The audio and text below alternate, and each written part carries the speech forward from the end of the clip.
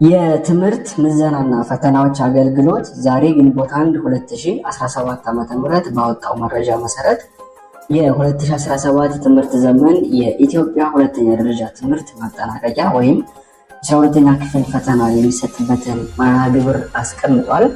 በዚህም ፈተናው ከሰኔ 23 2017 ዓ.ም ጀምሮ እስከ ሐምሌ 8 ድረስ እንደሚቆይ ያሳያል የወጣው መረጃ ማለት ነው። በቅድሚያ የሚፈተኑት የተፈጥሮ ሳይንስ ተፈታኞች ናቸው።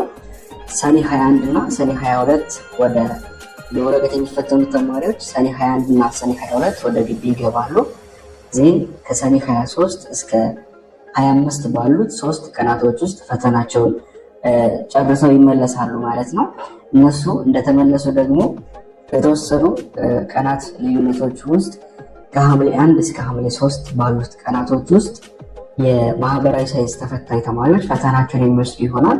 የማህበራዊ ሳይንስ ተፈታኝ ተማሪዎችን ፈተናቸውን ለመውሰድ ወደ ግቢ የሚገቡት ሰኔ 29 እና ሰኔ 30 ባሉት ጊዜያቶች ውስጥ ነው ተብሎ ተገልጿል ማለት ነው።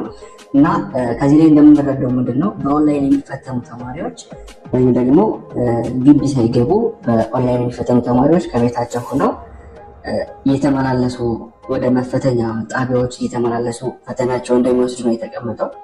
እነሱ በሁለት ዙር ተከፍለው ነው ፈተናቸውን የሚወስዱት። የመጀመሪያዎቹ ዙር ተፈታኞች ናቹራል ላይም ሶሻል ላይ በወረቀት ከሚፈተኑ ተፈታኞች ጋር እኩል በሆነ የጊዜ እንትን ውስጥ ይፈተናሉ። ከዛ ለምሳሌ በተፈጥሮ ሳይንስ ያሉት ሁለተኛ ዙር የኦንላይን ተፈታኞች የመጀመሪያዎቹ ዙር ከሰኔ 23 እስከ 25 ከተፈተኑ በኋላ እነሱም ከሰኔ 26 እስከ 30 ባለው ጊዜ ውስጥ ነው የሚፈተኑት። ያው ጊዜ ለመቆጠብ ሲባል ሁለተኛ ዙር ተፈታኞች ኤግዛም በሚወስዱበት ሰዓት ነው የማህበራዊ ሳይንስ ተፈታኝ ተማሪዎች ወደ ግቢ ገብተው ተዘጋጅተው የሚጠብቁት።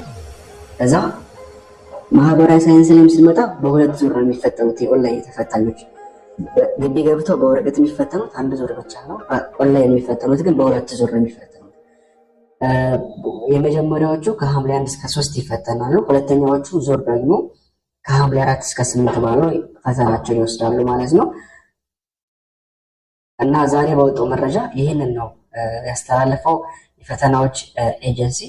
ከዚህ በተጨማሪም የፈተናው ይዘት በተማሪው መጽሐፍ ላይ ያተኮረ በመሆኑ እያንዳንዱ ተፈታኝ በትምህርት ቤቱ የተማረበትን የተማሪ መጽሐፍ መሰረት አድርጎ ይህ ማለት በወልድ የተማሯቸው ልጆች በኒው ትፈተናላችሁ ማለት አይደለም። በኒው የተማራችሁን ያልተማራችሁትን ከወልዱ ትፈተናላችሁ ማለት አይደለም።